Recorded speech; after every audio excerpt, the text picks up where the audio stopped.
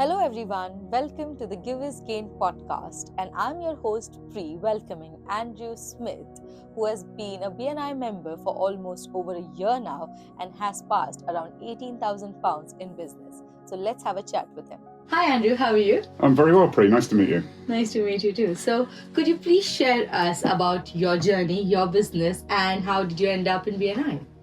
Well, my journey's been quite a long one. I spent 30 years in Los Angeles, California. Okay. I had a different business back in the day. I built, as Brits would know it, a big marquee company for corporate hospitality and sporting events. That was when I was first introduced to BNI. So I was actually in BNI about 20 plus years ago, 24 years ago, I think I was. Wow, okay. Became president of a chapter. I'd sold that company. And really, I'm a tree hugger at heart. So my degree was in climate science. And I trained, I don't know if people remember him, but I trained with former Vice President Al Gore and became a mentor in the Climate Reality Project. Mm-hmm. And I still do that. I still do the virtual trainings with them as a mentor. So climate was always very important to me. And I had the opportunity about 14 years ago to become part of a startup solar company in California. Which I really embraced. I'd learned a lot of skills that helped that company grow. Part of the growth of that company was to find and train solar consultants across the United States. Mm-hmm. I actually was able to introduce a few thousand people to work as part of that company and part of the mission. But the ones that wanted to work directly with me, I insisted that they went and joined a BNI chapter. Oh, okay. The reason being is, I learned so much personally in BNI. It gave me the ability to present my business myself very well, to network with people. Obviously, the networking being a key part, but also outside of that, life skills and training that was integral to BNI, I know helped people get better. So it was very important to me that, my direct consultants were all in their own chapters, and obviously locking out the competition too didn't hurt. Okay. Was there a aha movement for you?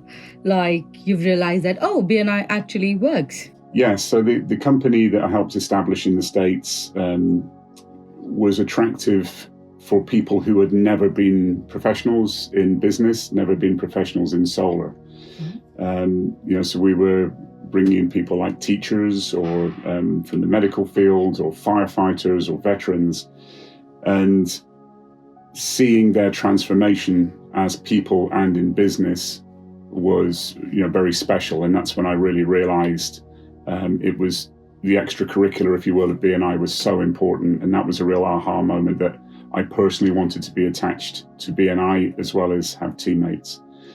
And we moved back to the UK about 2 years ago. Mm-hmm. I still work with the US solar company. I've done business development with them, and it's now about $400 million a year company. Wow, okay. I still work with them, but everything's on Zoom with them. So I wanted to work in solar here. And the first thing I did when I was establishing myself in solar here was find a local chapter for BNI, because I just knew how valuable it was. Could you please share us a story about a great referral or connection that you've made in BNI that has actually made a difference in your business or in generally in your life? Yeah, that's a good one. There's many. So building relationships is one of the core values of BNI. Mm-hmm. I have friends that I've had now for 20 plus years from the very first chapter I was in LA. Mm-hmm. The moving company that I met then is the one that moved us back to the UK. I was just able to send business to an attorney that I knew from way back when. But the biggest one is, and I think it's something that gets lost a little bit. Obviously, people want to engage in business networking for themselves, right? For the business that they can obtain or, relationships they can build. But for me, it's at least as important and quite commonly more important, the business that you can give to other people. And what I mean by that is, the obvious ones like having your business cards printed with someone you can trust in the chapter and, the marketing stuff. But here, I've met an organization. The reason we came back from the United States was my son is a racing driver. Okay. I don't know what I did wrong in a previous life, but my son is the most expensive sport that he could have picked. But he's a racing driver. Part of the package of being a racing driver is to to find corporate partners and marketing partners to work as sponsorship partners with him. In our chapter Godiva in Coventry, I'm very blessed to have met a company called The Herd, who have taken Cameron as their kind of unicorn project and built the most incredible branding packages and websites, and now are doing reach out to companies. So that the power of that to get my son on his journey on the racing career is enormous. I can't actually articulate how important that is to me. And that was a straight up BNI connection. Wow, okay. Actually, I visited Godiva chapter quite a few times, and literally after I put up an application, you guys picked somebody probably he has actually sent an application before me, but yeah, and you guys have one marketing person, isn't it? You don't have like different marketing people in Godiva. There's a website designer, but then there's also Paul who does or The Herd it's now called is it can be lead generation, brand development. So there are different sectors within our chapter for different marketing aspects. We haven't got anybody, for example, in direct marketing, like printed leaflets and brochures, which I'm trying to encourage someone to come and join our chapter doing that, because in my business I need that. Oh, okay, understood. Because I wanted a performance marketing or like a social media seat in your chapter, and I was quite disappointed because I heard that there was one person doing everything, so they don't want to have other competition actually. But then I joined Momentum, which I'm actually really loving it right now. Cool, that's a big chapter. Yeah, it's overwhelming though. Like for first few weeks, it is overwhelming. Is there any leadership skill or networking skill that you've learned through BNI? There's a lot to consider with that one, but the leadership side of things is thinking outside of yourself perhaps a bit more, and really understanding what giver's gain actually means. It can be abbreviated to mean if I give you business, then you must give me business, which is really missing the point. It's a more, the word ethereal maybe, about that relationship, about giving without giving altruistically without expecting anything in return, to make connections for people that might not benefit you, and to continue to do that, and that you take that outside of BNI, and that's a huge skill and sets you apart, I think, as leadership. But also, if you have a business structure where you have teammates or employees or teammates, to be able to direct them to somewhere like BNI, or to direct them to BNI where they can then gain the skills that they need. That's a leadership, showing leadership rather than telling someone what to do. That makes sense. Okay. So outside of work and BNI and networking in business, is there anything that you love doing? Well, I go to my son's races. Yeah, I was going to guess that. And I've been really driven to learn photography skills. So motorsports photography and then wildlife photography is my real passion outside of that. So my son features in quite a lot of them, but he gets really annoyed. We had a race in Las Vegas at the Speedway, and I spent the whole race taking pictures of the military aircraft from the base next door. He was very upset by that. So. What is that one most important goal that you're working on right now? So I started, I started a brand here 2 years ago. My brand is Online Solar UK. And I've recently partnered with a company called Energy Win UK, who fulfill the projects that I develop. But I've taken on a role there of business development manager. And my goal is to really accelerate the growth of Energy Win within the next 6 months. Currently, we're a small company, 5 or 6 installs a month. My goal is in the next 6 months to get that to 20 installs a month. And then over the next 18 months to get it up to the 100 installs a month region. That's my background in the States, is what I help the company do out there. So that's really my passion. Is this company your own company, or is it like partnered with the US company? Okay, so I have 2 brands that I own personally. One is OnlineSolarUSA.com, one is OnlineSolarUK.com. In the case of the United States, the USA version, I partner with a company called Power, which is POWUR. I can't actually spell power the right way anymore.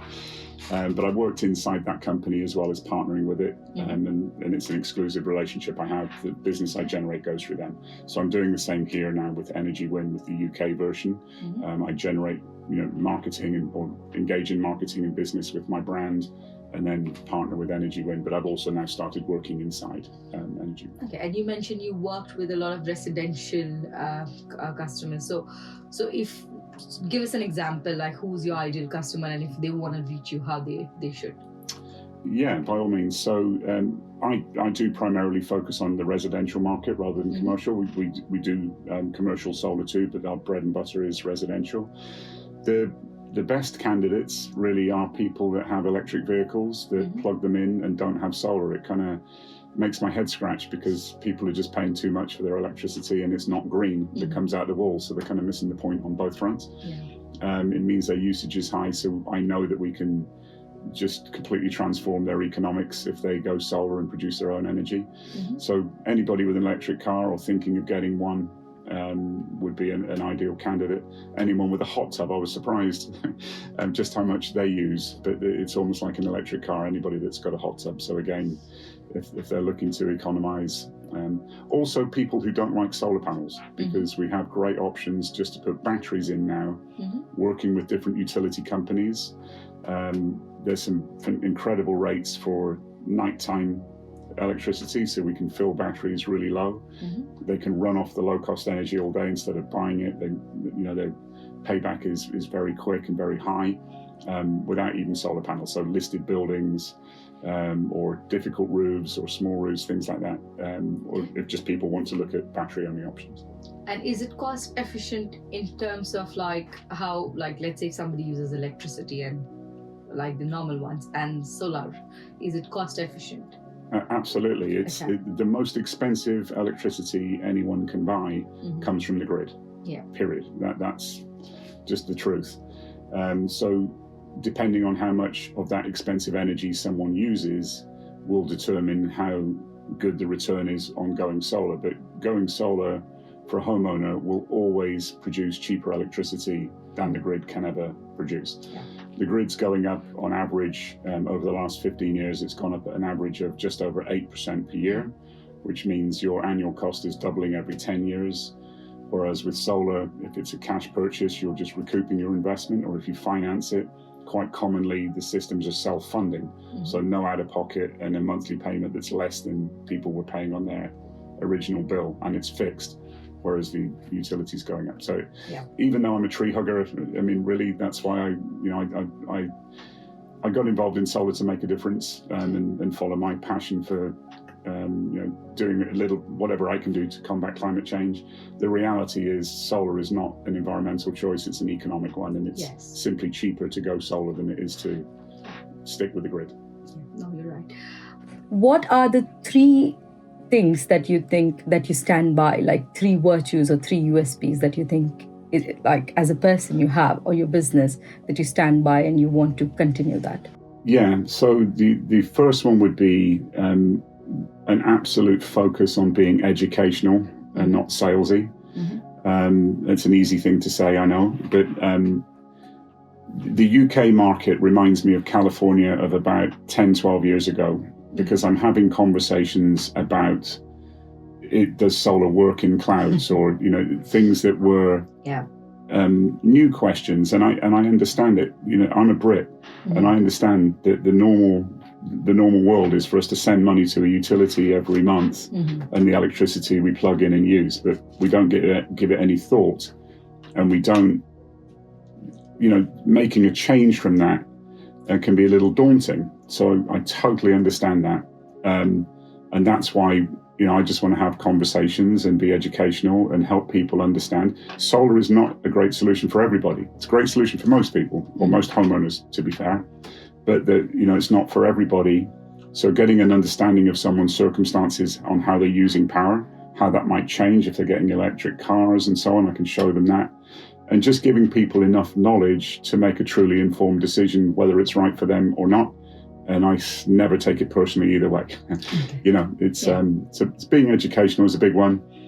The way we've set up the company here in the UK is how we would like to be treated. What I mean by that is the primary one that we have as a USP is lifetime warranties on all parts of the equipment, particularly when that comes to an inverter. An inverter is a central component. They normally have 10-year warranties. We give 30 years, and it's an insured warranty. Same on the panels, and we can extend the batteries too. So because of that decision that someone's making to go solar that can make them maybe feel vulnerable, we want to make it as secure as it can possibly be so that they don't have to worry about their equipment for that length of time. So those two things. Okay, so tell us something that you're really proud of, that you've done in your life that you think that I'm extremely proud of this. On a personal level, I've stood on top of Kalapatar in Nepal, looking down on base camp. Wow, okay. I was determined in the States to live life by design.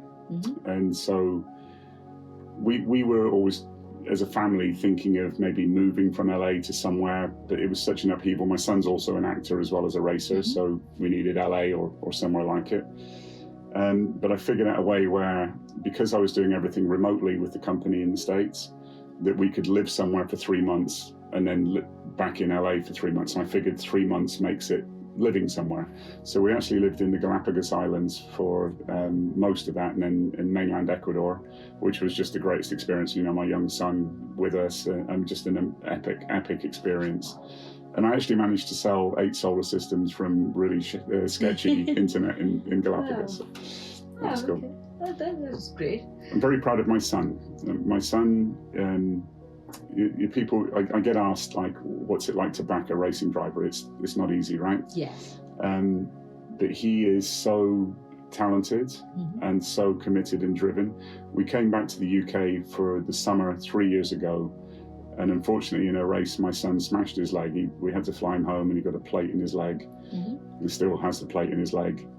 And 6 months later, he was racing. Some of you on this podcast will know Jenson Button, Formula One driver. He was our teammate in karting.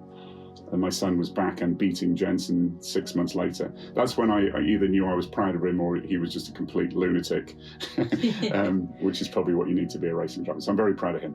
Yeah, wow, okay. Why did you move to the UK? Like, was there just this? So for the same reason. So as we were just talking about, my son, our team that we picked for karting was again, we've been very blessed with people that have come into our world. So he was racing karts for a team owned by an IndyCar driver. And our teammate was Jenson Button, the 2009 Formula One world champion. So my son's been coached by Jenson and raced against him. And then we had days with Alex Albon and these other drivers, just an amazing group of people around him.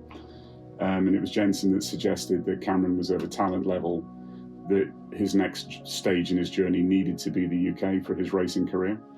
So we sat as a family and thought about it. And again, I realized I'm doing everything online in the States anyway, so why not? So that's why we moved back 2 years ago. That's a big move, I should say. What advice will you give to a BNI member who has recently joined, or just somebody who's thinking to join BNI? Do you think it's worth it? 100%, yes. I mean, for multiple reasons. I think that plenty of people have talked about, lock out your competition is a big one. Learning the life skills, learning, so much learning that you can do in BNI.